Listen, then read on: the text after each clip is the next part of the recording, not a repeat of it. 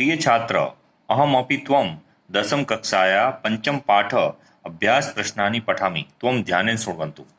प्रथम प्रश्न, कस्मिन् वर्षे प्रविष्ट शक्तिकुमार चिंतामपन्न, मतलब कितने साल में वो प्रवेश करने के बाद वो चिंतित होता है। तो द्वाविंशतितमे मतलब 22वें साल में वो प्रवेश किया तब चिंतित हुआ। श्रेष्ठी पुत्र किमर्थदेशम अभ्रमत्, सेठ साहूकार का पुत्र क्यों देश अलग अलग देश में घूम रहा था। तो दारा ग्रहणाय मतलब पत्नी को प्राप्त करने के लिए घूम रहा था। बुद्धिमती कन्या शालीन कुत्र तप्तवती, बुद्धिशाली स्त्री ने शालीन मतलब चावल को कहाँ पर तप्तवती मतलब कहाँ पर गर्म करने के लिए रखा। तो आतप यहाँ पे मतलब धूप में गर्म करने के लिए रखा। चौथा प्रश्न, तुषान विक्री धात्री की मानितवती, तो काष्टानी।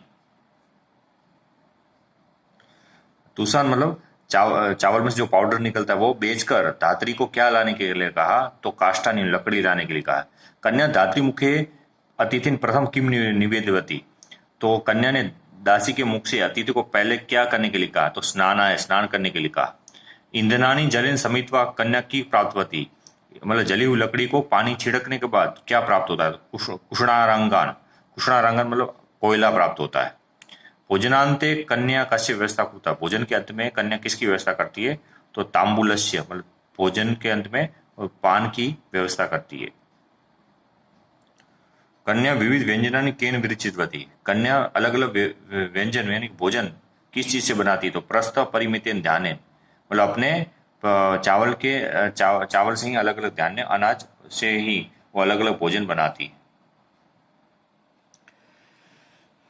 एक वाक्य संस्कृत भाषा है उत्तर।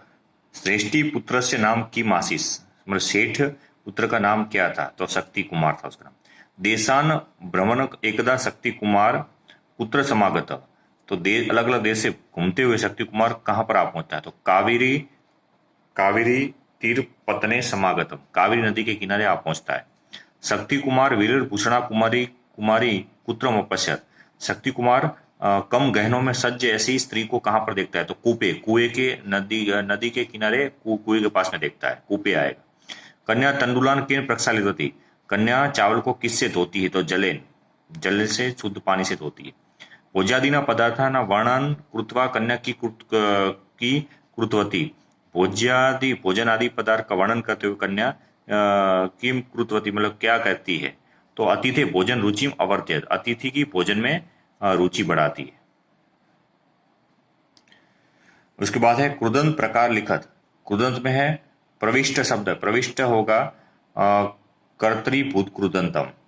उसके बाद आएगा आकृष्टम, आकृष्ट में होगा कर्मणि भूत कृदंतम। उसके बाद होगा भोजितुम, तुम आता हो प्रत्यय कोई भी धातु को तो हेत्वर्थ कुदन लगता है। उसके बाद है उक्तवा, उक में त्वा प्रत्यय लगता हो या उपसर्ग के साथ त्वा प्रत्यय लगे या य लगे तो भी संबंधक भूत कृदंत या संबंधक कृदंत होता है। आदाय में आ उपसर्ग और अंत में य लगा है तो भी ये आपका संबंधक कृदंत होगा। निवेदितवती में है ये आपका होगा कर्तृभूत कृदंत।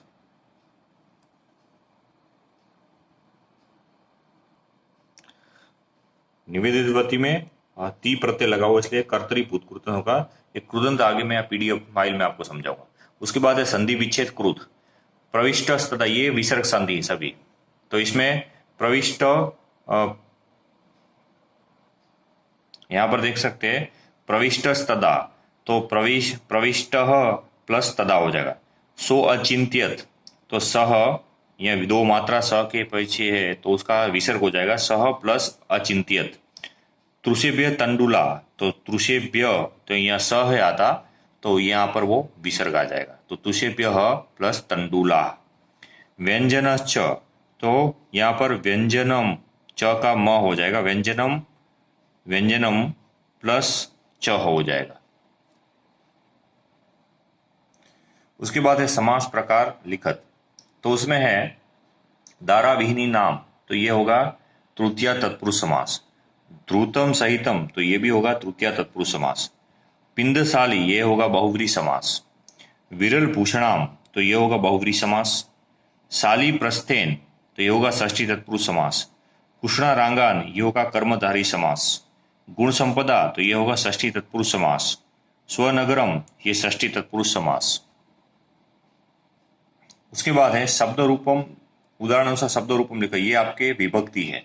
तो कांची नगरे में कांची नगर शब्द है, नपुंसकलिंग है और सप्तमी विभक्ति है और एक वचन है। उसी तरह जीवनस्य, जीवन शब्द है उसमें और नपुंसकलिंग है, षष्ठी विभक्ति है और एक वचन है। भार्याम में म लगा हुआ है इसलिए भार्या शब्द है, स्त्रीलिंग है, द्वितीय विभक्ति है, एक वचन है। दारा ग्रहणाय, इसमें य प्रत्यय लगा हुआ है, तो दारा ग्रहण शब्द है, नपुंसकलिंग है और चतुर्थ विभक्ति है, एक वचन है। सम्मतो, उसमें सम्मति शब्द है, स्त्रीलिंग है, सप्तमी विभक्ति, एक वचन है। अनेन ये सर्वनाम का स्वरूप है, इदम, तो ये नपुंसकलिंग है, तृतीय विभक्ति है और ये एक वचन है। ये सब कुछ मैं आपको, ये टेबल मैंने आपको दिए हैं, वो लर्न करने पड़ेंगे आप, जो पीडीएफ फाइल में मैंने भेजे। उसके बाद है कोष्ठागतानि पदानि प्रयुज्य व्याख्यानि रचयतु। उसमें अंदर आपको वाक्य सेंटेंस बनाने हैं, जैसे कि ब्रैकेट में दिए गए थे, श्रेष्ठी पुत्र शक्ति कुमार न्यूसति स्म। उसके बाद है कूपे एका विरल पूषणा कुमारी दृष्टा, श्रेष्ठी पुत्रम स्वगृहम आनीतवती, तेन धनम मिलेति, धनेन साकम द्रुतम तेलम च आनीयामी। इस तरह पूरे सेंटेंस आपको विभक्ति के अकॉर्डिंग बनाने हैं, जो आपको मैंने पीडीएफ में फाइल में भेजी है। यह आपके 8वां आंग्ल भाषा उत्तरणी लिखत और उसके बाद है संक्षिप्त टिप्पणी, मतलब शॉर्ट नोट। ये आपको खुद से उसके इंग्लिश में प्रश्न भी खुद से करने हैं और ये शॉर्ट नोट टिप्पणी भी आपको खुद से करनी है। उसके बाद है ये 10वां प्रश्न है, आंग्ल भाषाया अनुवाद कुरुत। इन सभी के आपको ट्रांसलेशन पे इंग्लिश में आपको खुद से करना है। ये आपका जो 10वां नंबर का प्रश्न है, ये ट्रांसलेशन से कर सकते हो। इस तरह आपका ये पूरा 5वां लेसन की एक्सरसाइज खत्म होती है। ये पूरी आपको इसका ट्रांसलेशन के साथ इसके अभ्यास के प्रश्न अवश्य नोटबुक में CW में करने हैं।